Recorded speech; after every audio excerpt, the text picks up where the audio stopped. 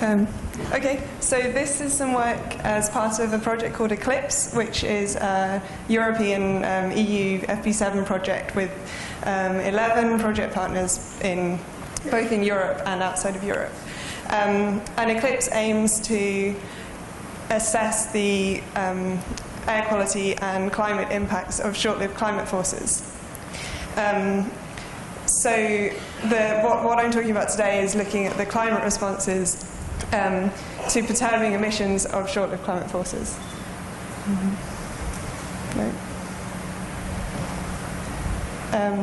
Okay, so short-lived climate forces include aerosols and ozone precursors, tropospheric ozone precursors. So these have a relatively short atmospheric lifetime of sort of days to years in the case of methane. So their effects on the atmosphere are much faster than the impacts of CO2 and well-mixed greenhouse gases. What this means is that if you mitigate these emissions, you can see the benefits on much shorter timescales. So short-lived climate force emissions have a negative impact on air quality, so they contribute to PM and surface ozone concentrations. But the climate impacts are much more complicated. So for example, sulfate aerosol scatters solar radiation back out of the atmosphere, so that has a net cooling impact on climate, but it also affects precipitation patterns. On the other hand, black carbon is an absorbing aerosol, so it absorbs solar radiation and has a warming effect on climate, and it also has impacts on precipitation and clouds. So the aim of this project, this part of the project, is to assess the climate impacts of individual species of short-lived climate forces. So we've used 3 different GCMs, so fully coupled atmosphere-ocean models with interactive chemistry and aerosols.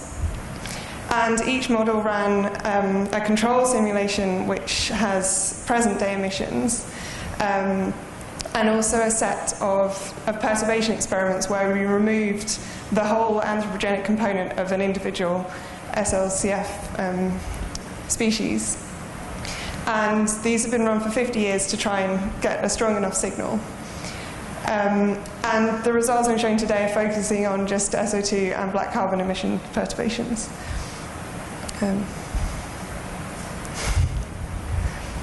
So these maps are showing the distribution of the emissions that we're removing in the experiments.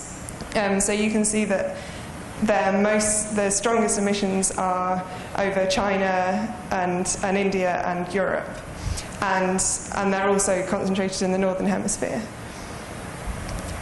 So firstly, the SO2 emissions perturbations. So this is a precursor of sulfate aerosol. This plot shows the difference in the annual average surface temperature between the perturbation and the control experiments. And this is a mean over the 50-year period and a mean of the 3 models. So you can see that there's warming throughout, general warming, and particularly in the northern hemisphere, and increasing towards the pole, with some regions warming by more than about 3 degrees. The second plot is a zonal mean, so showing each of the different models. And you can see that the 3 models are behaving in a kind of similar way. The lines have a similar pattern, although slightly different magnitudes. So looking at the precipitation change, there's an overall increase in precipitation which is consistent with the warming. And most of the changes in precipitation pattern are in the tropics and are due to a northward shift in the ITCZ, which is what you would expect because the northern hemisphere is warming more than the southern hemisphere. And again, you can see that the 3 models are behaving in a very similar way. if you also look at the region within the red circle, you can see there's quite strong increases in precipitation around the Indian monsoon region. And this is again consistent with the fact that we're removing aerosol, so you'd expect to see an increase in precipitation. So now looking at the black carbon experiments, so the first thing you'll notice is that the impacts in the multi-model mean are much smaller than for SO2. And what you can also see in the zonal mean is that two of the models actually disagree in the sign of the temperature change in the northern hemisphere.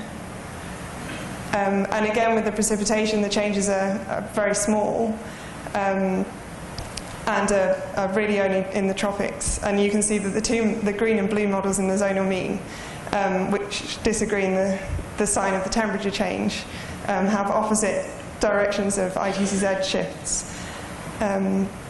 So looking at a bit more detail, so these plots are showing the three individual models, and what you can see is that the temperature responses are actually not that small, but because of the two models that disagree, they kind of cancel out, and so the multimodal mean change is very small.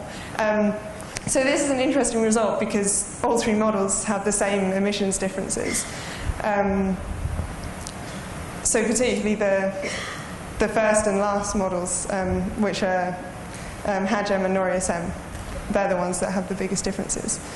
And so part of the reason for these differences seems to be to do with natural variability. So because the black carbon forcing is a lot weaker than the SO2 forcing, the natural variability is kind of a similar magnitude. And one example of this is at high latitudes, there are sort of small regions of quite strong temperature changes. And these are due to changes in sea ice area, which you can see in the bottom plots. So obviously if the sea ice extent is changing, then this will change the surface albedo, and then we'll have a shortwave forcing effect. So this seems to explain some of the differences between the models. And if you actually calculate the forcing due to the surface albedo change, it's actually of a similar magnitude to the total forcing, including the emissions changes, which is why it has quite a large impact.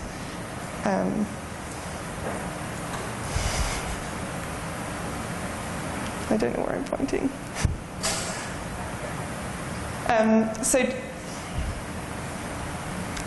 Just to summarize those results, so the experiments where we remove the anthropogenic emissions of SO2 give a strong increase in surface temperature, particularly in the northern hemisphere, and increasing towards high latitudes. And there's also a clear northward shift in the ITCZ, which affects the precipitation patterns. In the case of black carbon, the multimodal mean climate response is much weaker, and this is caused by differences between the models, including natural variability in sea ice extent. So in this case, in this study, it's not possible to see a clear climate signal from black carbon mitigation because of this natural variability. And this is an interesting result because black carbon is kind of seen as a win-win mitigation strategy because it should have beneficial impacts on both climate and air quality. So just a bit about other work that we're doing on the project.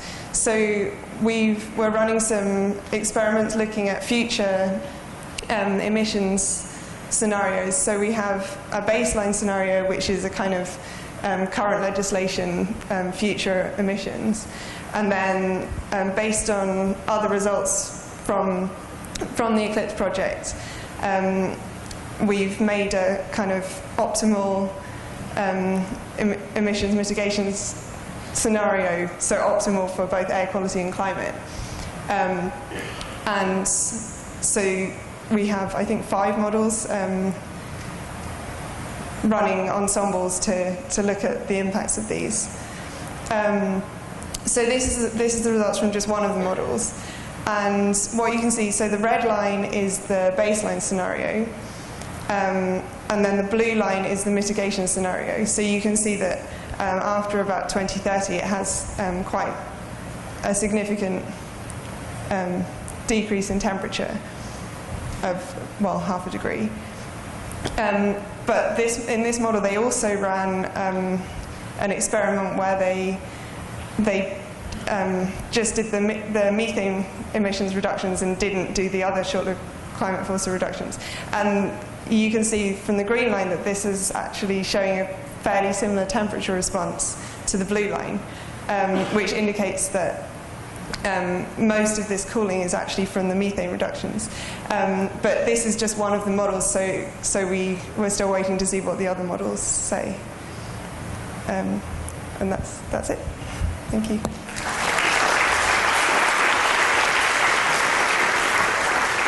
Okay, we have plenty of time for questions.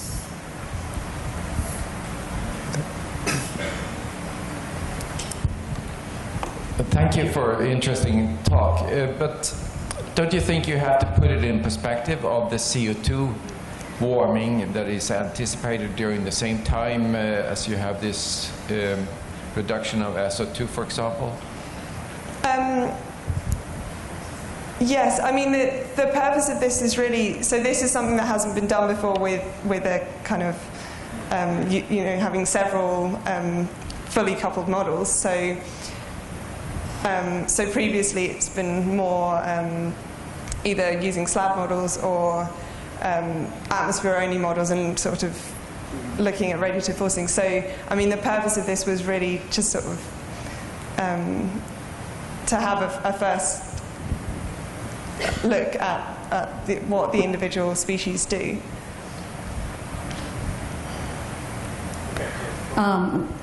Hi, thank you for the presentation, very interesting. I wonder if you could give me some more details on how did you make the reductions of SO2 and black carbon, or was it complete? I didn't understand that part. So we have present-day emissions of each of the species, and then I basically isolated the anthropogenic component, not shipping, just sort of anthropogenic over land, and removed all of those emissions. Completely, yeah. I mean, we have done atmosphere-only kind of radiative forcing and ERF experiments where we perturbed the emissions by 20%, but because, I mean, as you can see for the black carbon simulations, there's so much noise and other stuff going on in a couple model that we really needed a very strong signal. Okay, any other questions? Here in front.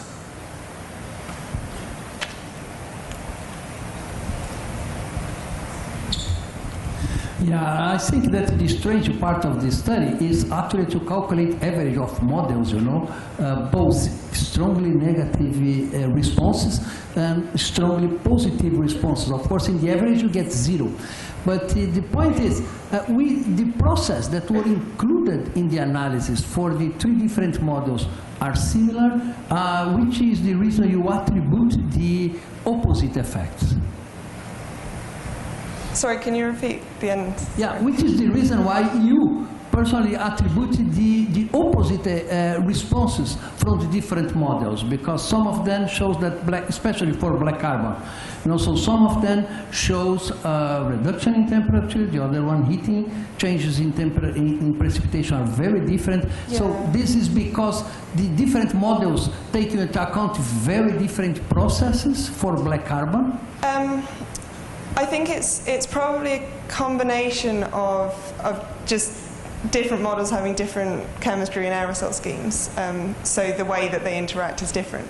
I mean, also there's also just the different the changes in meteorology will change the clouds and snow cover, and I think that all plays a part. I mean, one important difference between HAJM and ECAM and NORI-SM is NORI-SM represents the black carbon deposition on snow albedo effect, which the others don't represent. So that could be an important factor and a reason why NORI-SM gives a sort of very strong cooling.